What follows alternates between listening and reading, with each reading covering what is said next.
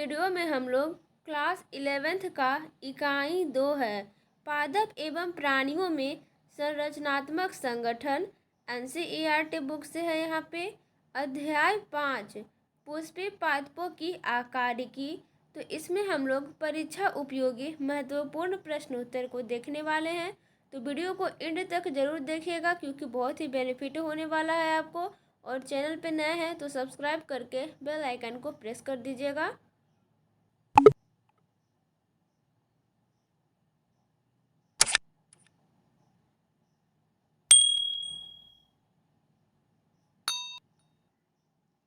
आप लोग देख सकते हैं हम यहाँ पे आ चुके हैं इकाई 2 पादप एवं प्राणियों में संरचनात्मक संगठन का अध्याय 5 है। यहाँ पे पुष्पीय पादपों की आकारिकी परीक्षा उपयोगी महत्वपूर्ण प्रश्न तथा उसके उत्तर है।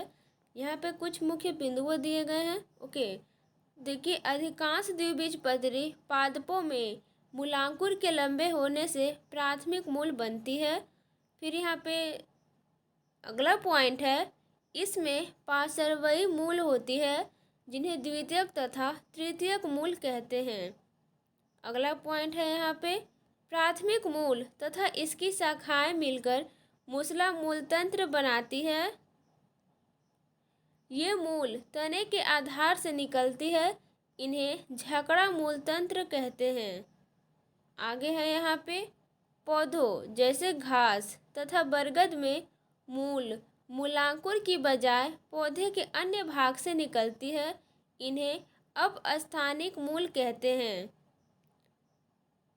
मूल का शीर्ष अंगुलित जैसे मूल गोप से ढका रहता है। मूल गोप से कुछ मिलीमीटर ऊपर मेरिस्टेमेटिक क्रियाओं का क्षेत्र होता है। इस क्षेत्र को दीर्घीकरण क्षेत्र कहते हैं। अब देखिए, दीर्घीकरण के समीप स्थित क्षेत्र को परिपक्व क्षेत्र कहते हैं। अगला है यहाँ पे इस क्षेत्र से बहुत पतली तथा कोमल धागे की तरह की संरचनाएं निकलती है जिन्हें मूल रोम कहते हैं। आगे है यहाँ पे जो ध्यान देने योग्य है, बरगद से लटकती हुई संरचनाएं जो उसे सहारा देने का कार्य करता है, जिसे किस नाम से जानते हैं?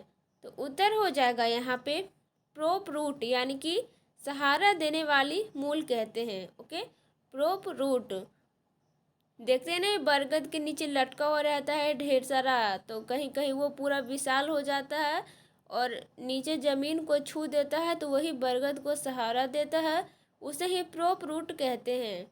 अब देखिए यहाँ पे मक्का तथा गन्ने के तने में भी सहारा देने वाली मूल तने की निचली गांठों से निकलती है, इन्हें अवस्तंभ मूल कहते हैं।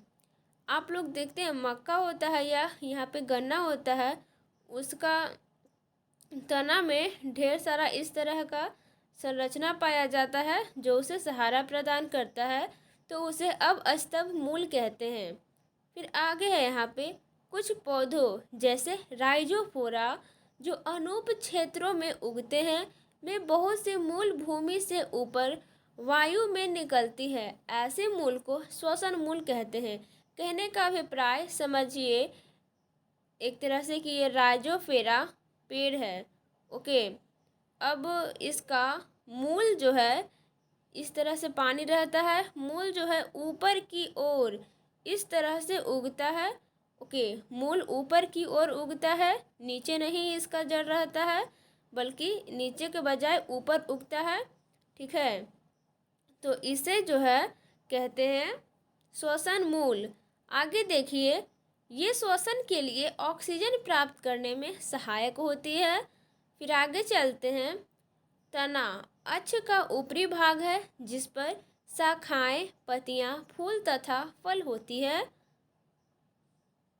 तने पर गांठ तथा पोरियां होती है। तने के उस क्षेत्र को जहां पर पत्तियां निकलती है गांठ कहते हैं। ओके, अब देखिए यहाँ पे ध्यान देने योग्य बात है, प्रतान का क्या कार्य है? तो उत्तर हो जाएगा यहाँ पे तने के प्रतान जो कक्षीय कली से निकलते हैं, पतले तथा कुंडलित होते हैं और पौधे को ऊपर चढ़ने में सहायता करते हैं। आगे चलते हैं। जैसे कद्दू वर्गीय सब्जी यानी कि कद्दू के तरह का, घिया हो गया, खीरा हो गया, तरबूज आदि, तथा अंगूर, लता, वाइन, तने की कक्षीय कलियां काष्ठीय, सीधे तथा नुकीले कांटों में रूपांतरित हो सकती है। आगे देखते हैं हम लोग। कांटे बहुत से पौधों में होते हैं, जैसे सिट्रस, बेगेनविलिया। ये पशुओं से पौधे को बचाते हैं। शुष्क क्षेत्रों के पौधे चपटे तने यानी कि ओपनशिया, कैक्टस अथवा गूदेदार सिलिंडराकार यूफोर्बिया रचनाओं में रूपांतरित हो जाते हैं। इनके तनों में क्लोरोफिल होता है। ये जो कांटेदार पेड़ पौधे होते हैं, जो इनका तना होता है, इसमें क्लोरोफिल वर्णक पाया जाता है और प्रकाश संश्लेषण करते हैं। ठीक है। अब देखिए यहाँ पे पत्ती पार्श्वीय चपटी संरचना होती है जो तने पर लगी रहती है। यह गांठ पर होती है और इसके कक्ष में कली होती है। कक्षीय कली बाद में शाखा में विकसित हो जाती है। अब देखिए यहाँ पे आगे है। एक प्ररूपी पत्ती के 3 भाग होते हैं, जिनमें क्रमशः पहला, दूसरा, तीसरा पर्णधार, पर्णवृंत तथा स्तरिका है। आगे देखिए। पत्ती पर्णाधार की सहायता से तने से जुड़ी रहती है और इसके आधार पर 2 पार्श्व छोटी पत्तियां निकल सकती है, जिन्हें अनुपर्ण कहते हैं। आगे है। कुछ लेग्यूमी तथा कुछ अन्य पौधों में पर्णाधार फूल जाता है। ऐसे पर्णाधार को पर्णवृंत तल्प यानी कि पल्वाइनस कहते हैं। आगे है यहाँ पे। पर्णवृंत पत्ती को इस तरह सजाता है जिससे कि इसे अधिकतम सूर्य का प्रकाश मिल सके। आगे है। लंबा, पतला, लचीला पर्णवृंत स्तरिका को हवा में हिलाता रहता है ताकि ताजी हवा पत्ती को मिलती रहे। स्तरिका पत्ती का हरा तथा फैला हुआ भाग है।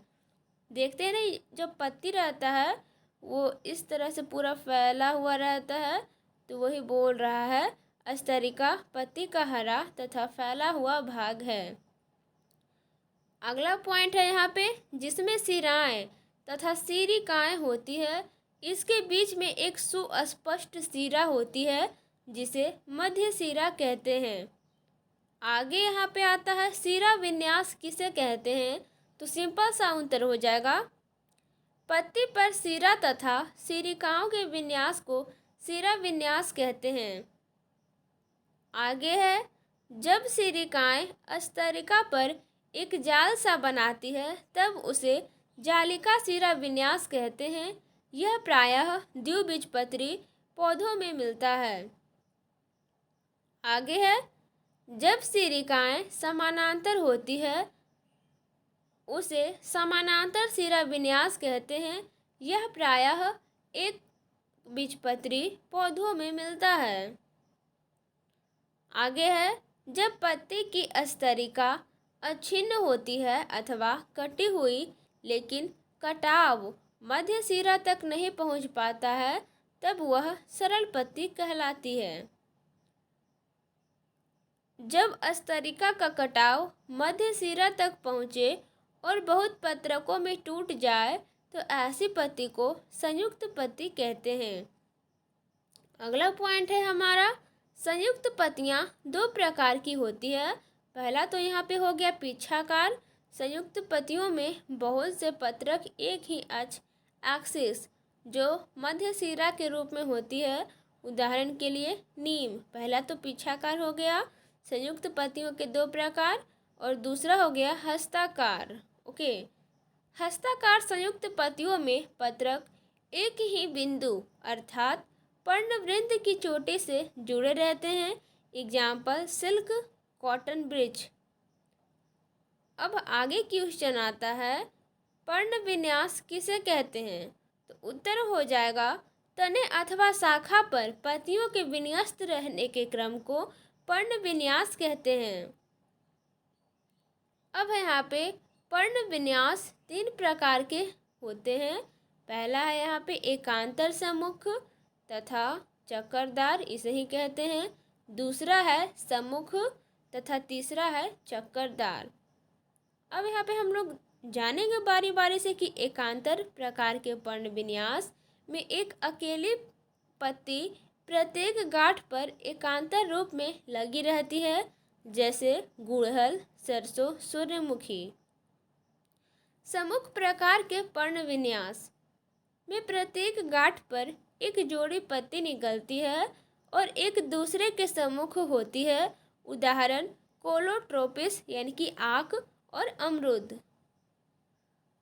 अगला यहाँ पे यदि एक ही गांठ पर 2 से अधिक पत्तियां निकलती है और वे उसके चारों ओर एक चक्कर सा बनाती है तो उसे चक्करदार पर्ण विन्यास कहते हैं, जैसे कि एल्स्टोनिया। कहने का अभिप्राय डेविल ट्री। अगला यहाँ पे पत्ती को भोजन बनाने के अतिरिक्त अन्य कार्यों के लिए रूपांतरित होना पड़ता है। वे ऊपर चढ़ने के लिए प्रतान में जैसे मटर और रक्षा के लिए सूल यानी कि कांटों में जैसे कैक्टस में परिवर्तित हो जाते हैं।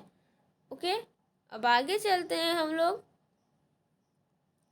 पुष्पी अक्ष पर फूलों के लगने के क्रम को क्या कहते हैं? तो पुष्प क्रम कहते हैं। ये सभी वीवीआई नोट्स हैं, इसे आप लोग चाहे तो अपने कॉपी में भी स्क्रीनशॉट लेके लिख सकते हैं। सभी को बस याद नहीं करना है, 1 से 2 बार अच्छे से समय दे के पूरा कंसंट्रेशन के साथ ध्यान लगा के आपको पढ़ना है, बस, और कुछ भी नहीं। शीर्ष का फूल में परिवर्तित होना है अथवा सतत रूप से वृद्धि करने के आधार पर पुष्प क्रम को कितने प्रकारों में बांटा गया है? तो उत्तर हो जाएगा यहाँ पे 2 प्रकार। पहला है असीमाक्षी तथा दूसरा है समीमाक्षी। तो हम लोग पहले जानते हैं असीमाक्षी किसे कहते हैं।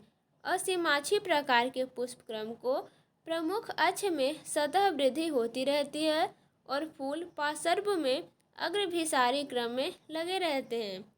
और एक सेकेंड, असीमाक्षी है और एक ससीमाक्षी है।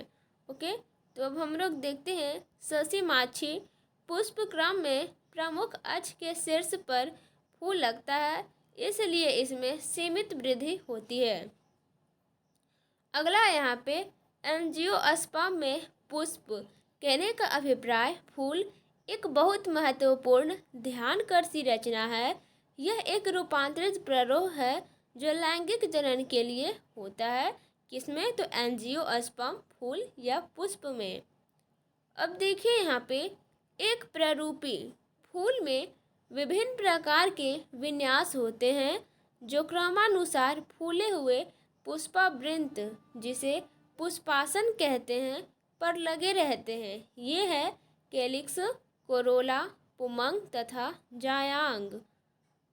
अगला पॉइंट है हमारा, जब फूल में पुंकेसर तथा पुमंग दोनों ही होते हैं तब इसे द्विलिंगी अथवा उभयलिंगी कहते हैं। आगे चलते हैं हम लोग। यदि किसी फूल में केवल एक पुंकेसर अथवा अंडप हो तो उसे एक लिंगी कहते हैं। अगला पॉइंट है सममिति में फूल। त्रिज्य सममिति यानी कि नियमित अथवा एक व्यास सममित द्विपार्श्विक हो सकते हैं। जब किसी फूल को 2 बराबर भागों में विभक्त किया जा सके तब उसे त्रिज्य सममिति कहते हैं। ध्यान से देखेंगे आप लोग, जब किसी फूल को 2 बराबर भागों में विभक्त किया जा सके तब उसे त्रिज्य सममिति कहते हैं, जिसके उदाहरण हैं सरसों, धतूरा, मिर्च। अगला है यहाँ पे, लेकिन जब फूल को केवल एक विशेष ऊर्ध्वाधर समतल से 2 समान भागों में विभक्त किया जाए तो उसे एक व्यास सममित कहते हैं। एग्जाम्पल हो जाएगा मटर, गुलमोहर, सेम, केशिया आदि। अगला पॉइंट है हमारा, जब कोई फूल बीज से किसी भी ऊर्ध्वाधर समतल से दो समान भागों में विभक्त न हो सके तो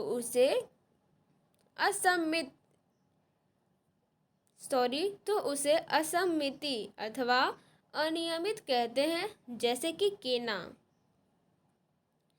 एक पुष्प त्रितयी, चतुष्टयी, पंचतयी हो सकता है यदि उनमें उनके उपांगों की संख्या 3, 4 अथवा 5 के गुणांक में हो सकती है। अगला है यहाँ पे, जिस पुष्प में सहपत्र होते हैं, पुष्पवृंत के आधार पर छोटी छोटी पत्तियां होती है, उन्हें सहपत्री कहते हैं, और जिसमें सहपत्र नहीं होते उन्हें सहपत्रहीन कहते हैं।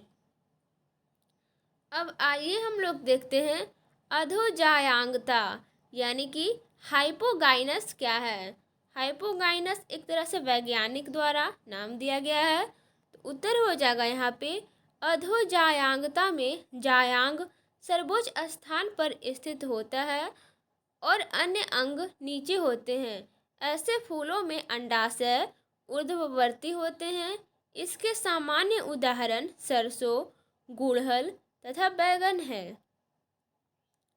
आगे देखिए परिजायांगता यानी कि पेरीगाइनस क्या है।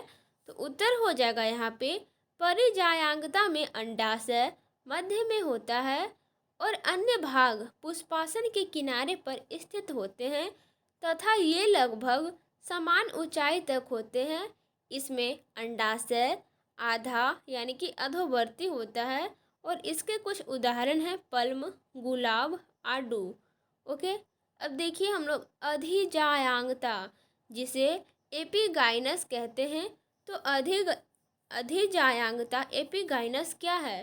तो उत्तर हो जाएगा यहाँ पे, अधिजायांगता में पुष्पासन के किनारे ऊपर की ओर वृद्धि करते हैं तथा वे अंडाशय को पूरी तरह घेर लेते हैं और इससे संलग्न हो जाते हैं, तो वो अधिजायांगता कहलाता है। फिर आगे देखते हैं हम लोग, फूल के अन्य भाग अंडाशय के ऊपर उगते हैं, इसलिए अंडाशय अधोवर्ती होता है। इसके उदाहरण हैं सूरजमुखी के अरपुष्पक, अमृत तथा घिया। आगे देखिए, प्रत्येक पुष्प में 4 चक्र होते हैं, जैसे केलिक्स, कोरोला, पुमंग तथा जायांग। केलिक्स जो है संयुक्त बाह्यदली जुड़े हुए बाह्यदल अथवा पृथक बाह्यदली मुक्त बाह्यदल होते हैं। अगला देखिए हम लोग कोरोला। कोरोला दल पंखुड़ी का बना होता है। दल प्रायः चमकीले रंगदार होते हैं। ये परागकण के लिए कीटों को अपनी ओर आकर्षित करते हैं। ओके, मतलब कि ये चमकीले होते हैं एक तरह से, और जो कीट पतंग होते हैं उसे अपनी ओर आकर्षित करते हैं। किसके लिए, तो परागन के लिए। केलिक्स की सतह कोरोला की संयुक्त दली अथवा पृथक दलीय हो सकता है। आगे देखिए हम लोग, पुष्प दल विन्यास पुष्प कली में उसी चक्र की अन्य इकाइयों के सापेक्ष बाह्य दल अथवा दल के लगे रहने के क्रम को पुष्प दल विन्यास कहते हैं। कोर स्पर्शी किसे कहते हैं। तो उत्तर हो जाएगा यहाँ पे, जब चक्र के बाह्य दल अथवा दल एक दूसरे के किनारों को केवल स्पर्श करते हो तो उसे कोर स्पर्शी कहते हैं। अब यहाँ पे आता है व्यावर्तित किसे कहते हैं। तो उत्तर हो जाएगा, यदि किसी दल अथवा बाह्य दल का किनारा अगले दल पर तथा दूसरे तीसरे आदि पर अतिव्याप्त हो तो उसे व्यावर्तित कहते हैं। अगला है यहाँ पे कोर छादी किसे कहते हैं। तो उत्तर हो जाएगा, यदि बाह्य दल अथवा दल दूसरे पर अतिव्याप्त हो तो उसकी कोई विशेष दिशा नहीं होती। इस प्रकार की स्थिति को कोर छादी कहते हैं। अगला है यहाँ पे मटर, सेम में 5 दल होते हैं। इनमें से सबसे बड़ा मानक 2 पार्श्वी को पंख और ये 2 सबसे छोटे अग्र दलों यानी कि कूटक को अतिव्यापित करते हैं। इस प्रकार के पुष्प दल विन्यास को वैक्जिलरी अथवा पैपिलियोनेसियस कहते हैं। ओके, अब देखिए हम लोग अगला पॉइंट पे चलते हैं। क्या है? बंध्य पुंकेसर जनन करने में असमर्थ होते हैं। ध्यान दीजिएगा, जो बंध्य पुंकेसर होते हैं वो जनन क्रिया करने में असमर्थ होते हैं, इसलिए वो जनन नहीं कर पाते हैं और वह अस्टेमिनाइड कहलाते हैं। ठीक है, अगला है यहाँ पे, जब पुंकेसर दल से जुड़े होते हैं तो उसे दलग्न यानी कि एपिपेटस कहते हैं, जैसे बैगन में। अगला है, यदि ये परिदल पुंज से जुड़े हों तो उसे परिदल लग्न यानी कि एपिफिलस कहते हैं, जैसे लिली में। जायांग क्या है? तो उत्तर हो जाएगा सिंपल सा, जायांग फूल के मादा जनन अंग होते हैं। फिर से, जायांग क्या है? तो जायांग फूल के मादा जनन अंग होते हैं। ओके, अगला है यहाँ पे, अंडक के कितने भाग होते हैं तथा कौन कौन? तो उत्तर हो जाएगा, अंडक के 3 भाग होते हैं, जिनमें क्रमशः पहला है वर्तिका, दूसरा है वर्तिकाग्र, तीसरा है अंडाशय। वर्तिका किसे कहते हैं? तो उत्तर हो जाएगा, अंडाशय का आधारी भाग फूला हुआ होता है जिस पर एक लंबी नली होती है, जिसे वर्तिका कहते हैं। ओके, अब देखिए हम लोग, वर्तिकाग्र प्रायः वर्तिका की चोटी पर होती है और परागकण को ग्रहण करती है। अगला नंबर पॉइंट है हमारा, प्रत्येक अंडाशय में एक अथवा अधिक बीजांड होते हैं जो चपटे गद्देदार बीजांडासन से जुड़े रहते हैं। आगे है, जब एक से अधिक अंडक होते हैं तब वे पृथक यानी कि मुक्त हो सकते हैं, जैसे कि गुलाब और कमल में इन्हें व्युत्तांडपी यानी कि एपोकोपर्स कहते हैं। ओके, अगला पॉइंट है यहाँ पे, जब अंडक जुड़े होते हैं जैसे मटर तथा टमाटर, तब उन्हें युक्तांडपी यानी कि सिनकोपर्स कहते हैं। यहाँ पे अगला पॉइंट है, बीजांडन्यास यानी कि प्लेसेंटेशन किसे कहते हैं? बहुत ही महत्वपूर्ण प्रश्न है, आप लोग एंड तक जरूर देखिएगा। अगर अभी तक आप हमारे वीडियो को देख रहे हैं तो प्लीज़ लाइक कर दें। अंडाशय में बीजांड के लगे रहने का क्रम को बीजांडन्यास कहते हैं। अगला नंबर पॉइंट है हमारा, बीजांडन्यास के कितने प्रकार होते हैं? तो उत्तर हो जाएगा यहाँ पे, बीजांडन्यास मुख्य रूप से 5 प्रकार के होते हैं, जिनमें पहला है सीमांत, दूसरा है स्तंभीय, तीसरा है भीतीय और चौथा यहाँ पे आधारी और 5वां है मुक्त स्तंभीय। तो ये 5 प्रकार के होते हैं बीजांडन्यास। फिर देखिए हम लोग बारी बारी से सबके बारे में जानते हैं कि सीमांत बीजांडन्यास में अंडाशय के अधर यानी कि C1 के साथ साथ कटक बनता है और बीजांड कटक पर स्थित रहते हैं। अगला पॉइंट है, जब बीजांडासन अक्षीय होता है और बीजांड बहुकोष्ठकी अंडाशय पर लगे होते हैं तब ऐसे बीजांडन्यास को स्तंभीय कहते हैं। अब भीतीय बीजांडन्यास में बीजांड अंडाशय की भीतरी भित्ति पर अथवा परिधीय भाग में लगे रहते हैं। अगला पॉइंट है, जब बीजांड केंद्रीय कक्ष में होते हैं और यह पुटीय नहीं होते, जैसे कि डायएंथस तथा प्रिमरोज, तब इस प्रकार के बीजांडन्यास को मुक्त स्तंभीय कहते हैं।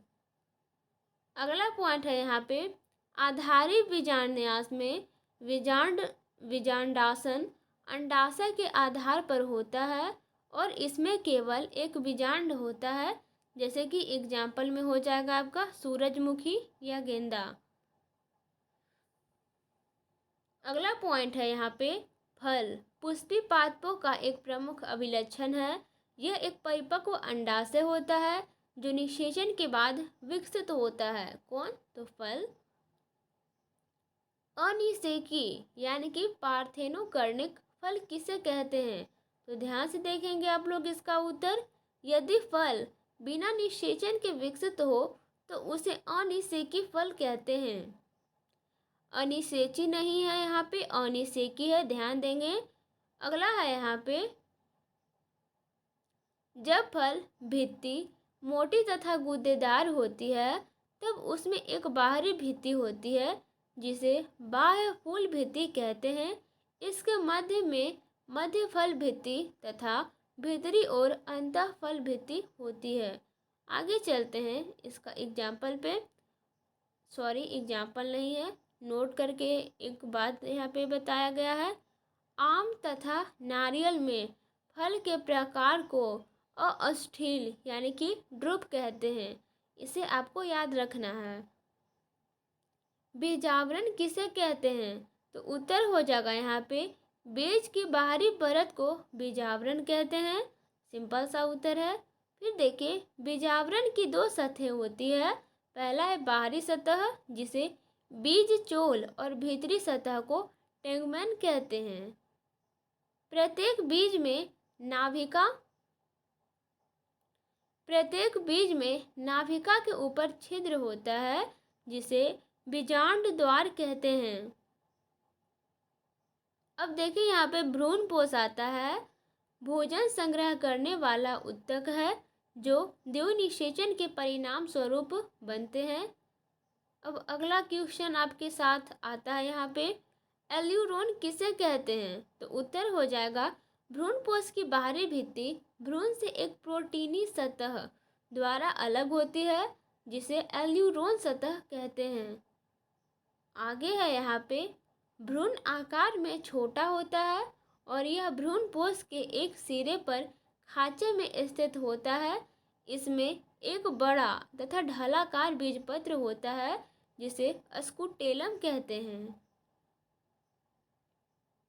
फिर यहाँ पे, इसमें एक छोटा अक्ष होता है जिसे प्रांकुर तथा मूलांकुर होते हैं। प्रांकुर तथा मूलांकुर एक चादर से ढके होते हैं जिसे क्रमशः प्रांकुर चोल तथा मूलांकुर चोल कहते हैं।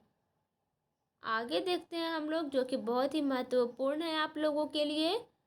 पुष्पी सूत्र को कुछ संकेतों द्वारा इंगित किया जाता है जो कि महत्वपूर्ण है।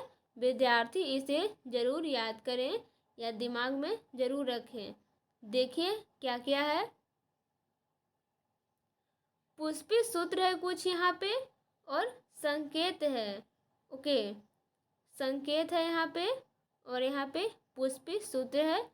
तो क्या क्या है देखते हैं। सहपत्र जिसे BR से डिनोट करते हैं, कैलिक्स को K के नीचे एक चिन्ह से, कोरोला को C के नीचे एक चिन्ह से, परिदल पुंज को P से डिनोट करते हैं, पुमंग को A से, जायांग को G से और ऊर्ध्ववर्ती अंडाशय को भी G से डिनोट किया जाता है।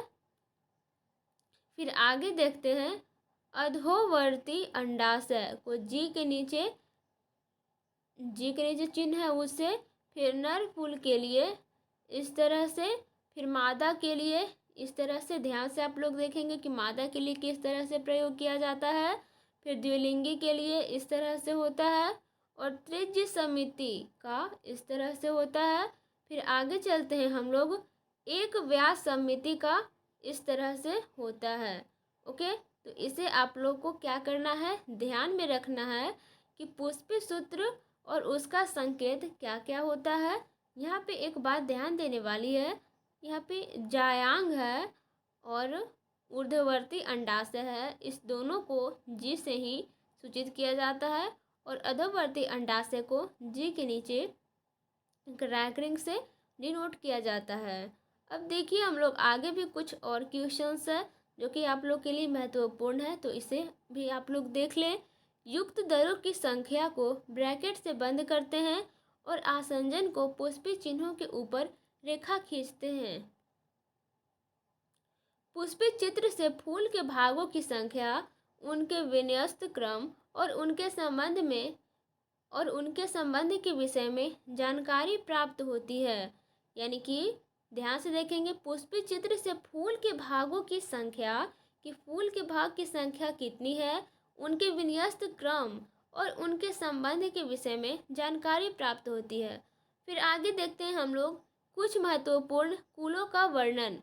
पहला यहाँ पे फाबेसी। तो फाबेसी कुल के बारे में हम लोग जानते हैं कुछ। इस कुल को पहले पेपिलियोनोइडी कहते थे। यह लेग्यूमिनोसी कुल का उपकुल था। यह सारे विश्व में पाई जाती है। और फाबेसी का पुष्पित सूत्र हो जाएगा आपका यहाँ पे इस तरह से।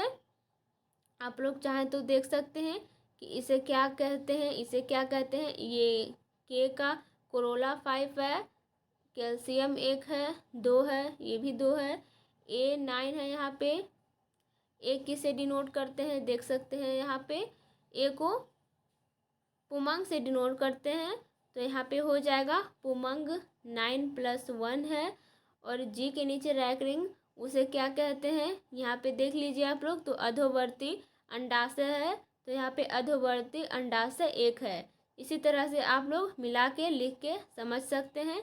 तो फारबेसी पुष्पित सूत्र इस तरह से है। आप लोग इसे नोटबुक पे ज़रूर लिख ले और समझ ले कौन क्या है, उसे आप लोग अच्छे तरह से समझ सकते हैं। अब देखिए आर्थिक महत्व।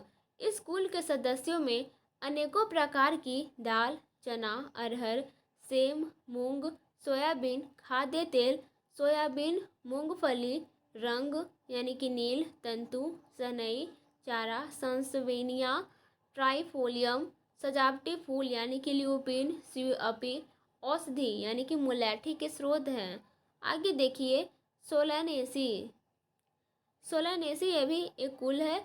यह एक बड़ा कुल है, प्रायः इसे आलू कुल भी कहते हैं। याद रखिएगा, सोलानेसी कुल है, इसे आलू कुल भी कहते हैं। और यह एक बड़ा कुल है। यह उष्णकटिबंधीय तथा उपोष्ण तथा शीतोष्ण में फैले रहते हैं, यानी कि ये हर मौसम में पाए जाते हैं। और इसका पुष्पित सूत्र हो जाएगा सोलानेसी पुष्पित सूत्र इस तरह से। ओके, इसे आप लोग अपने कॉपी में लिख सकते हैं। अब देखिए यहाँ पे आर्थिक महत्व है। इस कुल के अधिकांश सदस्य भोजन, टमाटर, बैंगन, आलू, मसाले यानी कि मिर्च, औषधि यानी कि बेलाडोना, अश्वगंधा, धूमक यानी कि तंबाकू, सजावटी पौधे यानी कि पिटूनिया के स्रोत हैं। फिर आगे देखिए लिली ऐसी, यह भी एक कुल है। इसे प्रायः लिली कुल कहते हैं। यह एक बीजपत्री है और विश्व में पाए जाते हैं। और लिली ऐसे का पुष्पित सूत्र हो जाएगा यहाँ पे आप लोगों के सामने है। ओके, आप लोग इसे अपने नोटबुक पे लिख सकते हैं। फिर देखिए इसका आर्थिक महत्व। इस कुल के अधिकांश पौधे सजावटी यानी कि ट्यूलिप, ग्लोरियोसा, औषधि के स्रोत, एलो, सब्जियां यानी कि एस्पेरेगस तथा कोल्चिसीन यानी कि कोल्चिकम ऑटुमनेल देने वाले होते हैं। ओके, वीडियो को यहीं पे एंड करते हैं। अब समाप्त हो गया। आप लोग इसे ज़रूर एक बार वीडियो देख के चाहें तो अपने नोटबुक पे लिख सकते हैं। और इससे आपको बहुत ही बेनिफिट होने वाला है एग्ज़ाम में। आप लोग बुक नहीं पढ़ते हैं तो इसे भी पढ़ लेते हैं 1 से 2 बार अच्छे से समझ के, तो आपको बहुत ही बेनिफिट होगा। मिलते हैं अगले वीडियो में। इसका प्लेलिस्ट बन चुका है VVI question and question answer का NCERT बुक से, तो आप लोग देख सकते हैं। Thanks for watching.